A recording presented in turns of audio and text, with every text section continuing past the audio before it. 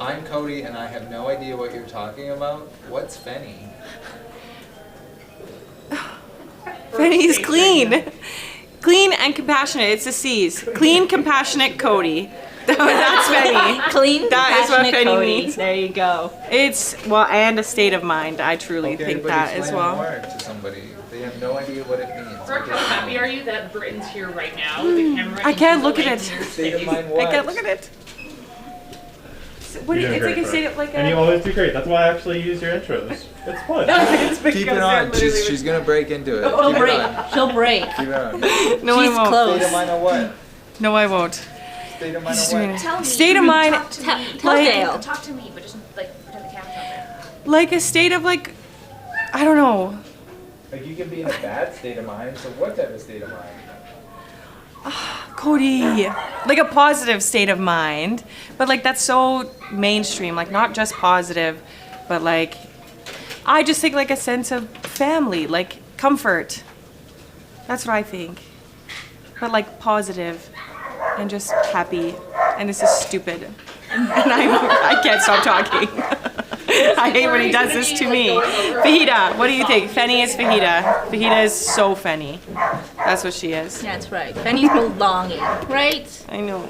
Fajita, take this away from me. Brendan, take it away. So what's your goal for this conversation? Like, what do you want to get out of it? I don't even remember the genesis of why I decided that it was a good conversation, but I just know that you guys have a lot of really raw and real stories, and I thought it'd be important to like destigmatize some of that, some of the heaviness that goes around mental health and veterinary medicine, and just like have some real raw conversations and not this kind of like superficial, fluffy, like, if you're feeling sad, get help. Yeah. That we can do better, and I think it's important that places of employment are safe spaces to have really hard conversations. So I thought maybe if we could show that we can have a hard conversation, that it would encourage others to seek out like safe spaces and stuff for them to have those hard conversations and not feel isolated and alone. So I don't know if it'll work. I think so. Maybe everybody will just be crying. I've literally just ruined the day. I think that we probably need Starbucks this afternoon.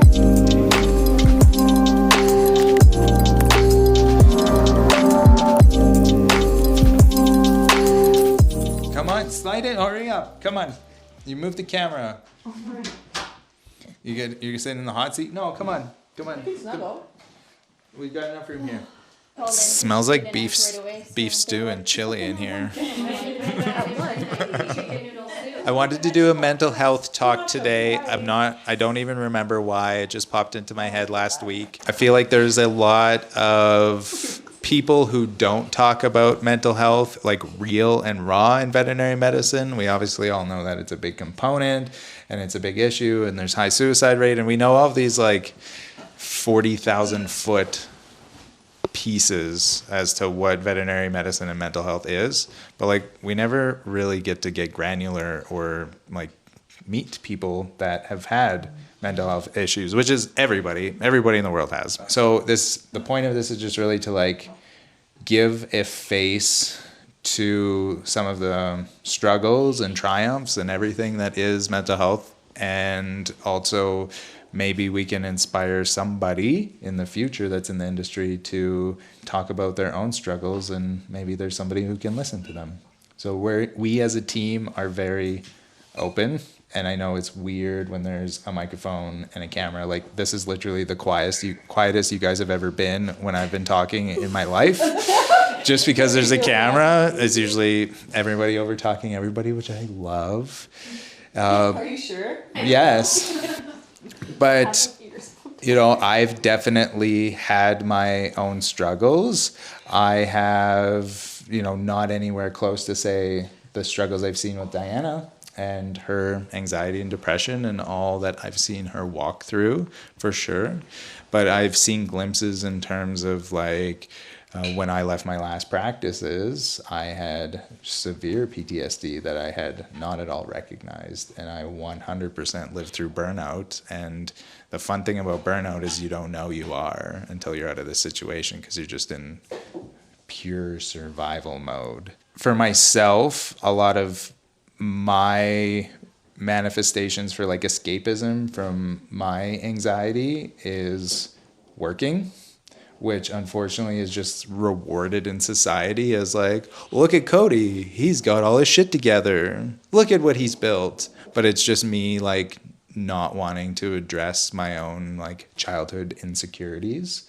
And that's my escapism. So instead of like heroin, it's building vet clinics. And society's like, good for you, you're doing the right thing. But it's not any different, really. It still is like me just running from the insecurities that I have, that like I never thought I was going to be good enough for literally anything. And I live with imposter syndrome all the time. Like imposter syndrome of being a practice owner, of being a leader, of like even building this next clinic. I'm like, who am I to build another vet clinic? I'm not a multi-practice owner. I barely keep this thing together. So it, you know, all of that for me, luckily wasn't manifested in, you know, crippling anxiety or substance abuse or anything like that. But I just like throw myself back into the work. I just want you guys to have a chat. What's your thoughts on mental health in veterinary medicine in general? Stories, struggles, anyone? I can. Me? You want me to go first? Cherish would be a great one. And now we're gonna go in clockwise. That means you're last.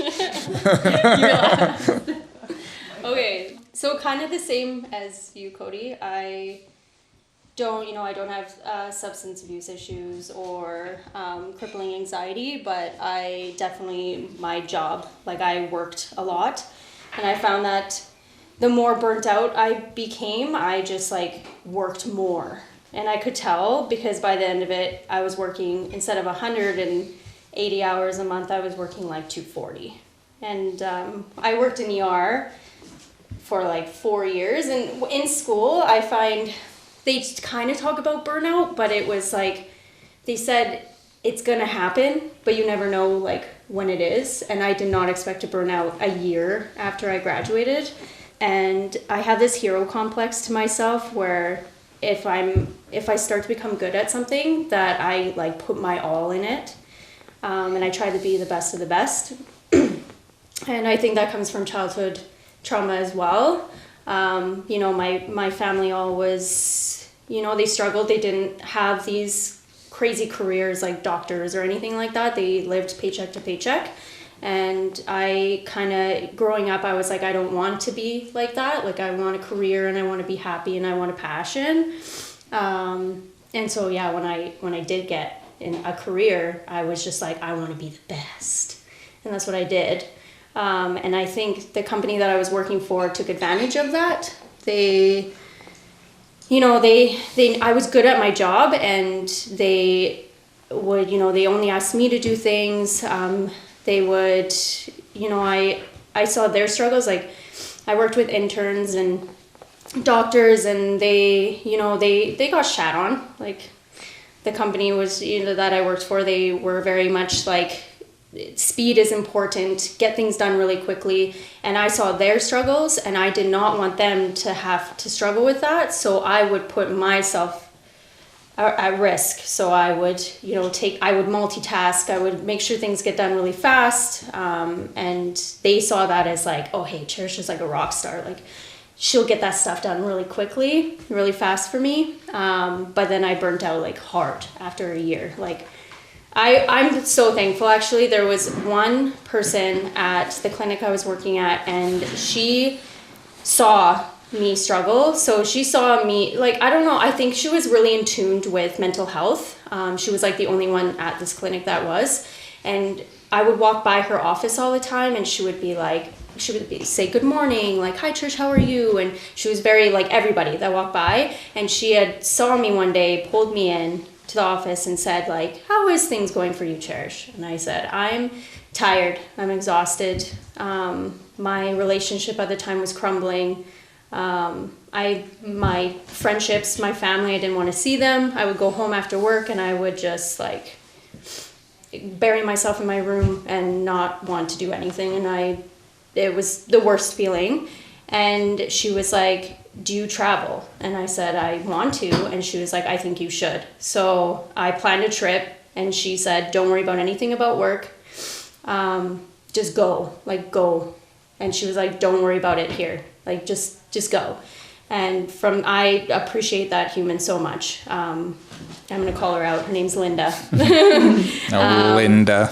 Yes. And I went to Africa for a month. When I left, I was 95 pounds. I was exhausted. I was tired. I was mentally not well. And when I came back, I was 10 pounds heavier and the happiest I've ever been in my entire life. It was so humbling. And so I was really happy going back to work. And then COVID happened, and I started to feel those like burnout things happening again, like where you're just like, I felt them creeping on, you know, like it was like we were understaffed, different protocols, like everything just stressed, and everyone there was so stressed and miserable. And it was like that time, that's when, you know, management should have stepped up. That's when employees as a whole, we should have been there for each other. And it was the opposite. Like, it was like we were horrible to each other. Like, it was negative and we were weird around each other. Like, I don't know if it was like a COVID thing. I don't know. That was a rough time for everybody. Porter worked in the same sort of situation. So I know we said we were going to go clockwise, but... Oh, don't do that to me. You got to work in that, so I thought you could maybe provide some context of that situation, because I didn't work in that, and Ken didn't work in that, like, this ER situation. I'm gonna cry. I recently changed my antidepressants. So this is not good timing, or great timing. So I did the same thing as Cherish. I was burnt out, I think, leaving vet school. And I don't think people tell you that you can burn out before you even come in. And I don't think people tell you that burnout takes a while to heal from. It's not one weekend to get away. It's not, sometimes it is a month, but sometimes it can take years to build yourself back up and be happy with where you are. And yeah, people just will treat you very poorly in those situations. If it's corporate, I hate to call it corporate like that, but that's usually how it is. They just want you to produce money.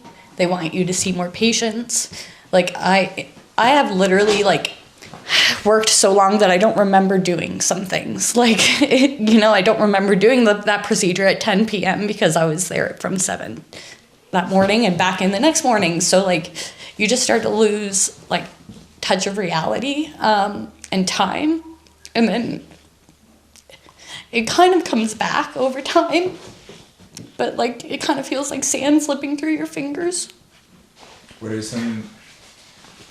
are some things in terms of like things that happen to you now in a good place that are like triggers that like are back? Because that was one thing for me, just like these stupidest little things could trigger me back. Like, I would see a name and I would like have a full body convulsion.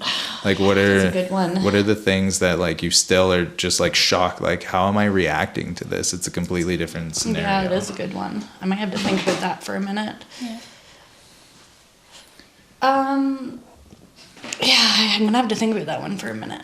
And then, like, as we've talked about, Porter and I, just like, so I have my kids in therapy right now to try to like build up their emotional toolkit because that's what I'm recognizing as a leader, that like all of these things are inevitabilities at some phase in our life, and who has the emotional toolkit to be able to figure out when they're in these types of situations, disconnect them from these situations. How do they cope from these situations? How do they prevent from spiraling? Like, I see in my son, like anger would be his outlet because he's a little boy, and it just like that seems like an obvious outlet. But we all know how that, if you don't have the ability to cool that down, what that manifests as an adult, right?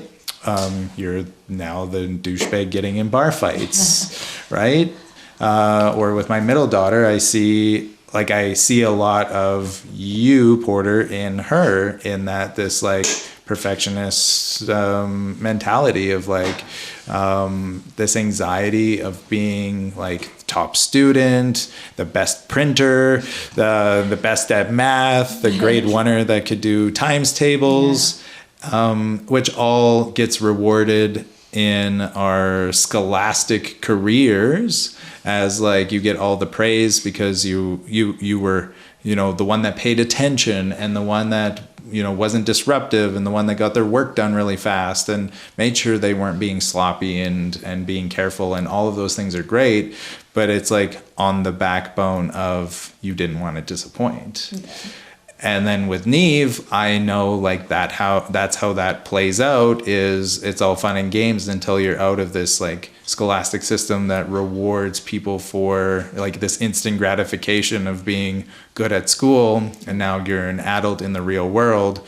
How does that manifest? And it's usually like escapism in some sort of realm, right? Like these are the people I know that have eating disorders, that have toxic relationships, that have substance abuse problems. It's just solely just trying to escape from that like feeling of, am I good enough? Yeah, and especially for kids who are like in school and then they go right to college and then you go right to a graduate program, you have no adulting skills going in. Like literally none. Like I don't know how to pay bills. Like I don't know how to do any of that stuff, or like even time management on like stupid things like, I don't know, running errands or something like that. Like you're just so focused on school for so long and everything else takes a back burner that you don't know how to do anything else. So for those kids it's hard because they think they're doing everything right and like, oh, I got all A's in school and everything's going great for me, and then once that's not the reality anymore, it's like a real punch in the face for sure. You needed like a report card for getting your registration done like 30 days before it expires, right? I don't know. I do, yeah, But like I that's- don't have that done. But that's not how life works, right? Yeah. It's hard. And then that anxiety of, you know, that it's something you have to do, but I then started the email. right? Does that count? But then it compounds, right? It compounds and compounds and compounds. So you're just like, it's always there. And then it's hard to like wash that anxiety away. That base level anxiety is difficult to deal with. Yeah, it really builds up. Oh, Porter, we love you. This was an intervention, wasn't it? No. I do feel like burnout to some extent is inevitable, and is burnout not just a function of us not processing the anxiety and stress in the moment and just pushing it all down? I think so, but maybe it would come on. I feel like I personally think it's who you're surrounded with and where you work. Because I totally truly agree. think that if you're surrounded by people that support you, if they notice your mood changes sooner, then they can point out, like, oh, are you okay? How have things been doing? Do you want to talk? That wasn't provided where I worked. I just worked, and I got, more irritable. Like that's what people would tell me, like in reviews and stuff. They'd be like, oh, sometimes they say you're not approachable, or that when you're in the mood, like if you're doing something and someone comes, you're just like, you're kind of like rude to them. But I think it just depends on where you work. I personally think it's huge. No, I'm not ready yet. I don't want to. No, not yet. I'll full on interview you, Brooke. Stress. It's a good, you're talking now. It's a good spot for you. I was gonna bring up, Porter, like what was the review process like at McKnight? Like when I left? No, just like in general. Like, did they ever chat with you about like how you were doing? Did they follow up with you? Oh, no, not really. Like, essentially, if like you made a mistake that was caught, they would call you into the office. They would say you mistreated a patient. They wouldn't tell you what patient and what you did wrong, so you wouldn't learn from it. And then they would say like, oh, like you need to get your shit together, but essentially like you need to do this, or you need to run more stuff by me, whatever kind of thing. There's not there wasn't much teaching, and there was never like hey, you're doing really good, like we're really happy with your progress, like you've shown like great improvement. There's nothing really like that. It's just like, oh, you made this one mistake, so like we're gonna wean you out for it kind of thing. There's no learning. And it's strange going from a place like that and like being mistreated to like coming here, and I feel like I don't really deserve you guys. Oh, Porter. When I decided to leave vet med, sorry. So VCA has this weird way of doing reviews where they essentially, it's anonymous. They send out an email to everyone who works in the hospital and says, here's a list of all of the people you work with. Please tell us things that you don't like and that you like about them. And you go and sit into a room. My heart is like pounding right now. You go and sit in a room, and my last review, I had amazing reviews the 3 years that I worked there. And they were like, you were wise beyond your years. It's amazing that you've only been a tech for a couple of years, blah, blah, blah. And my last review was like a roast. Like I actually thought that they were talking about the wrong person, because you bring in your sheet of paper that like what you believe you get, like it's a score. And then they have their sheet of paper. And you like, I walked in and I knew that it was bad because there were so many people in there, and they essentially read out categories of like your skills and qualities, and then they ask what you scored yourself, and then they tell you what they scored you, and then like comments.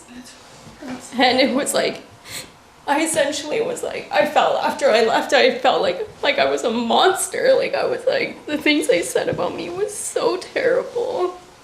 They said I was like a bully, that people had to leave the room when I would walk in, and that I like didn't care about patients. And it was like I have never cried so hard ever. And they didn't even hug me. They didn't like show any empathy during it. They literally sat there and like stared at me like I was like, it was the weirdest thing. And after I left that room, I was like, what has this industry done to me? Because that's not who I was. Like, I was like, oh my God, this is horrible.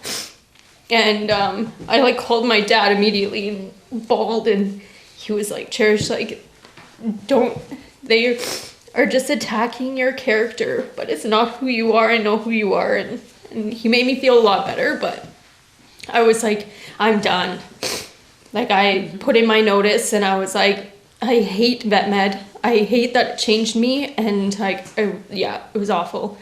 And what's crazy to me is I was working with you probably around that same time, and I was just the baby vet, and Cherish was the all-saving, all-knowing tech that would come in and save my ass when I didn't know what I was doing in the ER. And like, she was one of the only ones who was really nice to me, and like, if I made a mistake, she would just be like, no, you just do it like this. She never made me feel bad. You were always there for me. And the fact that they said those things to you is awful, because you were one of the best technicians I worked with, if not the best technician I worked with. Yeah.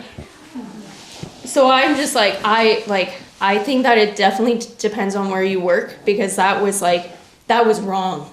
Nothing should ever be anonymous. And I told them that at the end. They were like, what can we do to make you feel better? They were like, have you thought about therapy? And I was like, I can tell you right now that the way you guys do reviews is wrong, because if I've worked with these people for many, many years, and if they're afraid to come to me when they have a problem with me, instead of waiting a whole year to write down and like essentially bully me, they called me a bully, but they essentially bullied me, then like that's wrong. Like, I'm like, if you can't do that. That's not a way to run a company. That's not a way for people to essentially be. I thought they were my friends. Some of them were like best friends to me, and I was in shock. Like, I'm like, that's wrong. How's that practice doing? What do you mean? How are they doing?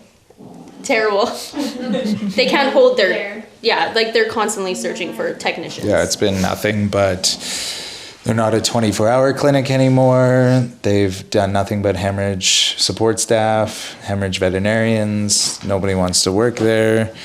This is mainstream corporate consolidation. Mm-hmm. I just want to point that out in case any managers were listening and were like, yeah, but that's the way it should be done. It doesn't work. It doesn't.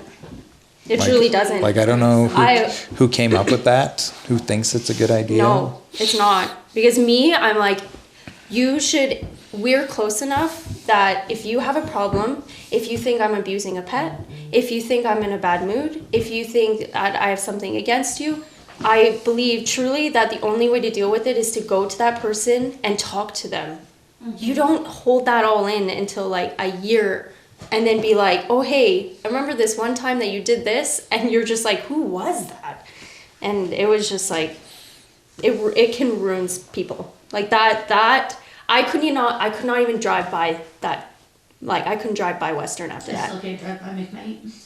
Like, sounds mentally draining. Yeah. That sounds mentally It was awful. That was very wrong. Never. I'm so sorry. It was bad. Nicole, tell us about your trauma. Your turn to trauma down. One fist away from your mouth. One fist away from your mouth. That's like 7.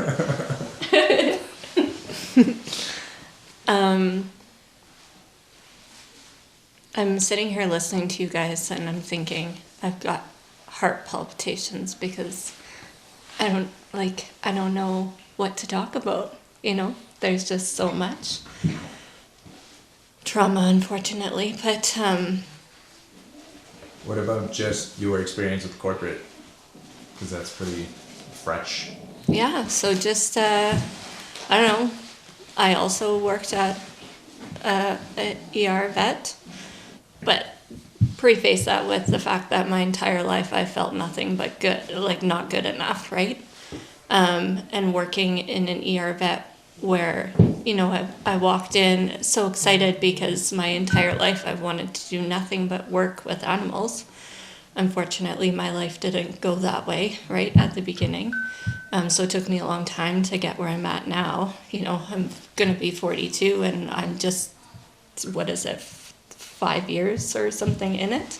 So yeah, super excited, finally get my dream job. I'm going to work at an ER vet. Of course, I don't start at like a small practice. I just jump into the fire, right? Because why not? That's how you do it. Yeah. So yeah, jumped in with both feet, so excited.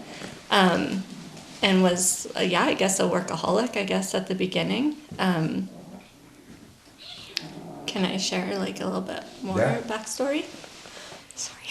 It's okay.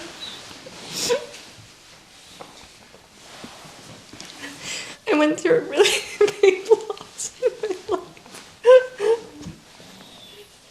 And once that happened, animals are my saving frame.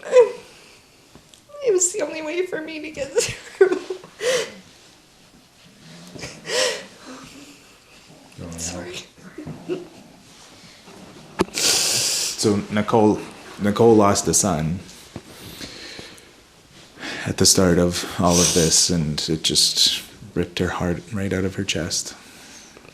And everything that she had dealt with before was now raw and exposed, and it's just forever present. And every morning she wakes up and every night she goes to bed, and she's got to grieve the loss of him. So animals were the thing that got me through. They're loving no matter what. They're non-judgmental. They were the only thing that I felt at the time that I was able to rely on. When you go through such a tragedy like that, life just continues on. There is no stop button, right? I quit my job downtown Calgary at the time. I had worked in an accounting firm for 8 years. But I couldn't face the people afterwards. I couldn't go back. So I quit, and so I started fostering animals. And I volunteered at shelters. My husband even got to a point where he said to me, I think that these animals mean more to you than anything else. So then I, decided, okay, I gotta stop all this, but I'm now, when you go through something like that, you all of your priorities kind of start to get realigned, right?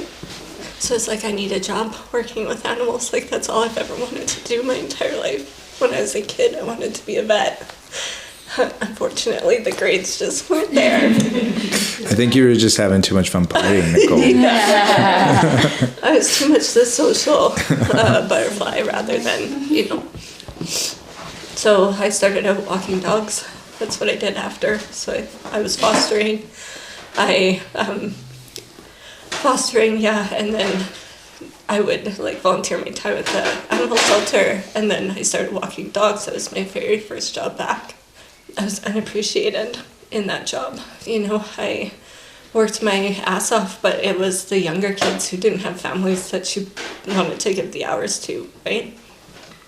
So it wasn't good enough there. And then after that, then I went to bus driving, and then on my route to get to a BCA clinic, right? And then I thought I'd landed my dream job. So excited. So then I started that, and then I wasn't getting the care that I deserved there either, right? Like recognition or any of the above, right? Just wasn't doing it. Trying to get in the kennel. Oh my goodness, Kitty. His head was stuck. So after 3 years of working there, then I decided that I was going to come to FenVet. I saw Cody's ad, and it was just by fluke. I was going through a super hard time in my life at that point as well. Unfortunately, with this type of thing, you feel very alone. So as I've actually gotten older, my personality has changed. I used to be super fun and outgoing and not afraid of people or to talk to people, but to look at me and to see that I wear client care, I'm actually an introvert, right? Like a outgoing introvert, sort of.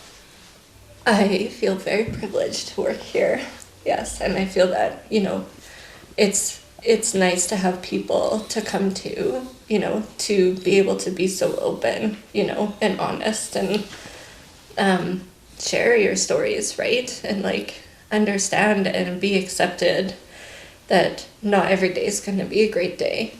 I suffer with severe depressive disorder, and PTSD and crazy shit you guys will hear me talk about. I'm like, oh my God, you guys laugh at me when I'm on my furbo watching Delia, but now you understand why, right? This is my only child that I have. I like to throw treats at Delia with the furbo. I would do cookies up for her. She's like, what's that? I am, but because of these types of things, right? You grow into kind of a crazy helicopter mom, right? After Grayson died, I wouldn't even let Jeff go to the grocery store. It's just if we're all gonna die, we're gonna die together, because I just can't do it. But it just goes to show you that, my husband thought I was gonna be gone after Grayson died. He thought I was, he was so worried that I'd never come back. But it just goes to show you how strong people can be. Yeah. Right? You're very strong. You're very, very strong. Mm-hmm. And you have a hard And job. how much animals can heal. And that's what saved me, Mm-hmm. right? That's the end of it. I think that's where burnout starts with technicians and nurses first. I feel like when you're short-staffed, the patient care declines, and it declines quite a bit. And as a nurse, especially for me, it would be numb driving home after a day, because you would be driving and you'd be like, oh my God, did that dog get its pain meds? oh my God, how long was that dog sitting in its urine? Oh my God, that dog needed a new IV and I totally forgot. And those like eventually just like wear on you every single day. And I think that's where a lot of burnout comes with nurses, especially in the ER. And a lot of management needs to understand that when we ask for help, we need it. And it's like, because it hurts our hearts. You know, we want those pets, like we want those pets to get better, and us going home and being like, I should have done better, is like, you shouldn't feel that way every single day. Yeah. And that's what I like about here, is that if there's something going on, we can say like, hey Cody, this isn't working. Hey Cody, I think we should do this instead of that. And you immediately are like, yep. Like you trust in how we're feeling, for better patient care and it's better for our clients. You see, he doesn't even listen. They don't listen to your issues, right? Like you go to them multiple times and be like, this is wrong. We need help. We need more people. And they would just be like, yep, we're working on it. Yep.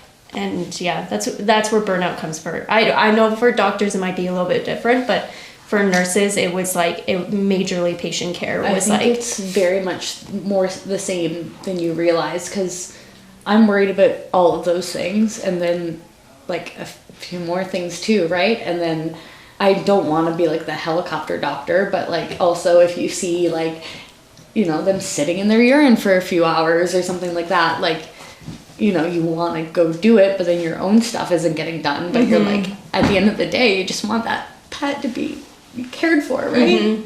Yeah.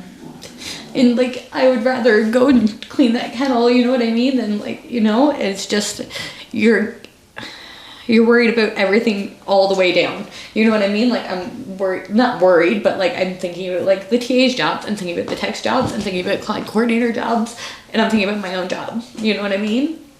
And like, yeah, you worry about all of those, like, oh, I asked the tech to put in that new catheter, I wonder if they remembered. Like that sort of stuff, right? Like that sort of stuff weighs on me a lot, yeah. Or like, yeah, that cat sitting in the kennel or something like that. So taking all of that, Mac, you're running headfirst into this profession, becoming a current TA, becoming a technologist. Yeah. So why would you enter into this? Give her the microphone. So what's your thought? And then in that, what do you think you're going to be able to do to make sure that you don't become burnt out like Cherish? Yeah. What are you going to do to make sure that you're supported, that your family is taken care of, that you're able to adult, but then also do this really hard thing that's now school and becoming a technologist? Like, are you just a sucker for punishment? What are your thoughts around making that transition easy? Honestly, like when I came to Fen, I was actually thinking about going in a different direction at the time, because where I previously worked, I just didn't feel appreciated, or I was just stuck in this position where I felt like I wasn't good enough in this field. So I'm trying not to cry, because that's also my past childhood trauma, I guess, is like I try not to show my emotion until it's built up. But that's also, I feel like, where your other questions came into place. To not feel burnt out is going to be that I need to reach out, and I need to not allow myself to get to that spot. I do also like suffer with depression. It runs really deep in my family, so it's been a crazy battle. Especially I have 2 daughters, and I had my first one young, so I've always felt like I've been like scraping everything in life to like get ahead, or to like be able to live, or just try not to make mistakes. Something that really spoke to me that you were saying earlier was that just not feeling like you're good enough, and I feel like that is where my mental I guess, disability is that I never feel that way. So it's hard for me to like, when I mess up, even if it's small and I mess up and a wonderful doctor here is a little frustrating, I like go home and I'm very like hard on myself with that. So I don't know. It's just balancing that out and not allowing myself to get into that. I'm like pedaling, but I'll go back to where, like when I came here, I was looking to go into a different field, but then I quickly noticed that all of the doctors here were so positive, and they like spoke to me like I was a part of the team, like I was a part of like a family, which was bizarre to me. I never really had that in my life, like childhood to here. I did have some really good family members, but like just feeling like I am good enough and I can succeed and do something. So seeing the techs here and the doctors just motivated me to like want to have a passion, like you were saying, cherish, and to build a career for my kids. I don't know, yeah. So like Kennedy, you've kind of been in survival mode since you became a mom, right? Yeah. Like probably younger than that. your whole life has just been, because from the outside you do look like you have your shit together, right? Yeah. You always look like you have your shit together. You're skiing on the weekend with the family and doing extracurricular with the girls and at rock concerts with your husband, and like you do. So I think, you know, just hearing like Cherish's story is really important, of like recognizing when you need to seek help. Reach out for that. And that's a big thing. Modify your environment. Burnout really comes from that, is from just not having the environment to be able to speak freely, or especially in a work environment. I think that's so important. At previous jobs, just not even an animal related, it's when you have a toxic work environment, coworkers, whomever, it's you feel drained. Like you leave work and you feel mentally exhausted, and I feel like that's where burnout really stems from. So you went from leaving the profession to pursuing more education and wanting to make this your career. Yeah, I did. So that is also in line with Cookie. Brooklyn. All you.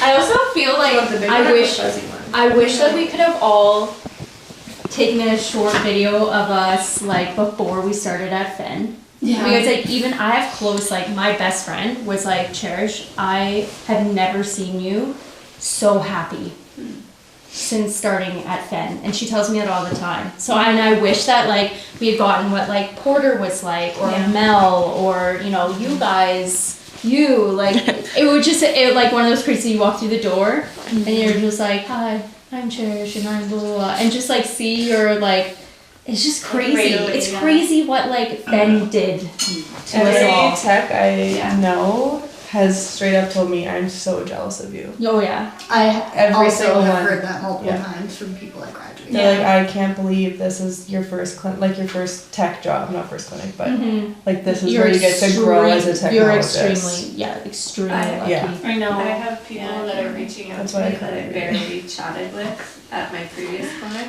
asking for a job.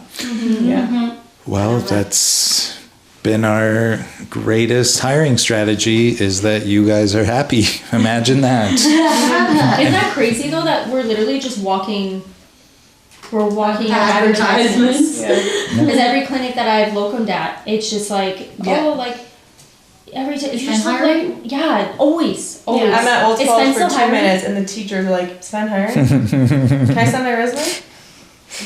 Yeah, that's why we've got a wait list for vets and techs. And we don't have to have $250,000 signing bonuses or retention bonuses or just all tuition. all the bells and whistles. But you have to work for me and be miserable. So, which it is also the hardest thing to do, to have a clinic where everybody's happy. Like that is literally the hardest thing to do. Well, you do a damn good job. Oh, it's not me. I just said that we were going to. you guys did the rest. And it's not like happy-go-lucky every day. Like we've had our it's hard. fair share of Yes. like little nitpicky issues that we've had, but it's just like we're just so safe that we can Talk tell to you. everyone, you know, like what's going on, and then we all come up with a plan. And if it doesn't work, then you know, it's so much better. Good job, Chloe. Yeah. What's in your brain, Brooke? Yeah, Brooke. Do you Brooke just is also No, don't, no. pursuing more education yes. in I'm spite starting to. in spite of feeling anxious? That's it's the most stressful decision you could make. So why did you decide to do the most stressful thing you could imagine and pursue more education? You're okay. Why would you do such a crazy thing? Just because I'm like finally able to, if that makes sense. Like you make me feel like I can do that. And like here makes me like I would never like my of childhood and like family life we like weren't well off. Like my mom's always had 3 jobs and like working hard, and like my dad's wasn't in the picture or whatever, and so like I never like I had a computer for high school, but that was like my grandma had to help with that just so I could like do that, and then after high school that broke, so I was like, and I've just like never been able to like be in a position because we've just always had to work really hard to just like kind of get by, like to like pay for rent and groceries and all that stuff. So like here, and like I never thought I'd go back to school ever because I just like never thought that was like an option or like possible for me until coming here, and like you and Fen made that possible, and like you guys as techs made it like so exciting and like make me feel like I can do it and like I'm able, and that's something that like I never thought I'd feel at a workplace ever. So it's just like really incredible, I feel like, and I feel very grateful to be here because like nobody ever, like even my mom, she's like, you going to school, like we never, like they wanted me to and like they knew I could do it, but she was like, we never thought that like you would choose to do that, but like here you feel like you can, which is super Awesome. Hi. All of our appointments are here. Way to take it home, Brooke. Oh, saved by the dogs. Brooke, we love you and we believe in you. Yeah. It's crazy. And you made me all teary. No. Yeah, you guys made me all teary. Cody, seriously though, thank you. No, I'm not. I didn't want. No. Deflect.